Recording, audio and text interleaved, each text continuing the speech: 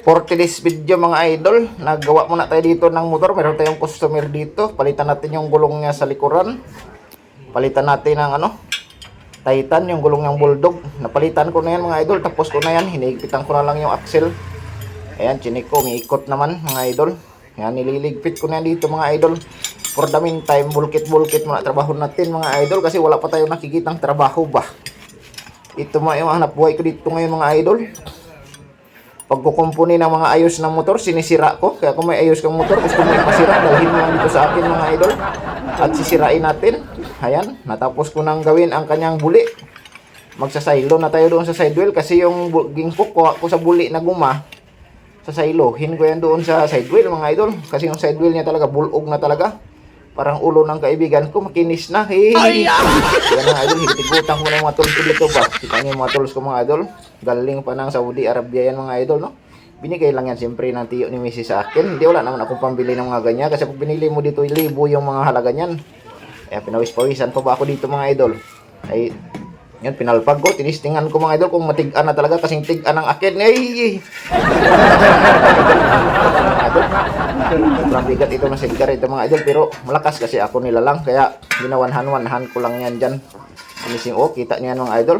Ay, sobrang hirap pag walang katituang. Tingnan mo, one hand ko lang yan mga idol. Sabay lagay doon. Ay, malakas kasi ako mga idol, yan nilalang.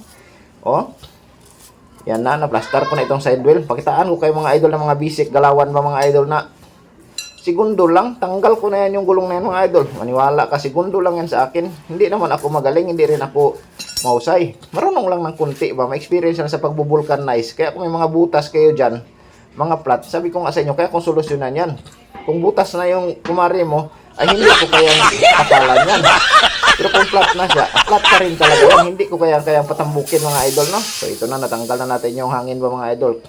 Pinasungaw-sungaw na natin. Piga-pigain natin ng konti para madali siyang hubaran. Ay, matanggal yung gulong. Ayan, nakita nyo, nalukit ko na. Magaling kasi ako maglukit mga idol ba. Ayan. Habang naghihintay tayo, natawagan tayo sa trabahong in-applyan natin. Maglukit-lukit na tayo yung idol ng gulong. Ayan, nakita nyo yung mga idol. Ilang segundo lang yung mga idol. Eh, wala pang 20 segundo yan idol. Tanggal na. Kita nyo yung mga idol. Ay, ganyan lang kasimple ka basic ba. Isang bulkitero na kagaya ko mga idol. Ayan, ilagay natin ito si Bulldog. Yung mga guma na yan mga idol, mga gulong na yan mga idol, sa akin din yan binili na may-ari mga idol. Yung Bulldog na yan mga idol, 730 yan yung binta ko yan. Pero yun yung Titan na kinabit ko doon idol sa likod, 850, dala nakabit mga idol. Ganyan lang ba kasimple mga idol ba? Kasi dyan sa labas, bilihin mo yan, 800 din naman yan mga idol. Ay siyempre ipakabit mo, bayad mo sa kabit ng gulong. Ay, i-package ko na lang yan mga idol ba? Kita nyo yan mga idol. Basic lang yan ang mga galawan ba, no? Simplihan lang natin. Ito muna yung hanap buhay natin ngayon. Bulkit. Kasi wala tayong pira. Pero awa ng Panginoon ay may in-applyan tayong trabaho mga idol. Baka matawagan na rin tayo at makapagsimula na tayo ng trabaho mga idol. Sa awa ni Lord ay siyempre pag-ingatan natin trabaho natin. Ayan, nalukit-lukit na natin dito mga idol. Nakita nyo mga idol, ganun lang kasimple idol magbalik. Kung titignan nyo yan ako mga idol, parang hindi ako marunong maglukit na, pero expert tayo nyo mga lukit-lukit na yan idol. Baka may gusto na ipalukit yan, lukitin ko yan. Sabihin mo lang ay, lukitin natin yan. PM is the key. Si Mang Atoy namang lulukit na. Yan mga idol, nilagyan ko na yung kanyang tinggil bearing. What? Nilagay ko na. What the fuck? Yan. Naglalagay na tayo ng sup-sup higop hangin. Ayan, matambok talaga yung bulik ko mga idol. Huwag nyo silipin yung bulik ko, matambok talaga yan. Yan. Yan na, nilagyan na natin idol ng huyop-huyop pa ng hangin. Yan na mga idol, malapit na yan matapos mga idol. Suyop-suyop hangin na lang yan idol yung kulang. 120 na naman yan mga idol. Simple lang, no? Sinimplihan lang natin yan mga idol. Yan. Matagal naman itong hanginan, oy. Kasi yung compressor ko bago lang nag-andar ba mga idol, alam nyo naman.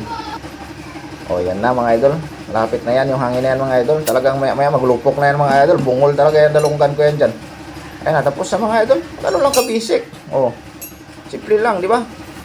Ay, tiis muna tayo sa 120 ngayon. Tinan mo, nagyabang-yabang pa ako dyan na malakas ba?